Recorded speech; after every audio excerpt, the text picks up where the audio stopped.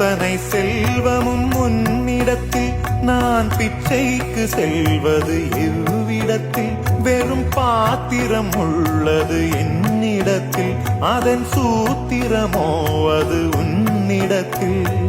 ஒரு முறையா இருமுறையா பல முறை பல பிறப்பெடுக்க வைத்தாய் புதுவினையா பழவினையா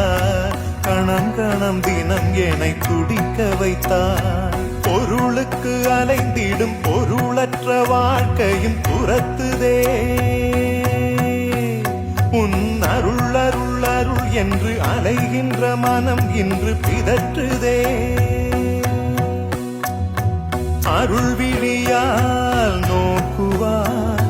மலர்பதத்தால் தாங்குவாய் உன் திருக்கரம் என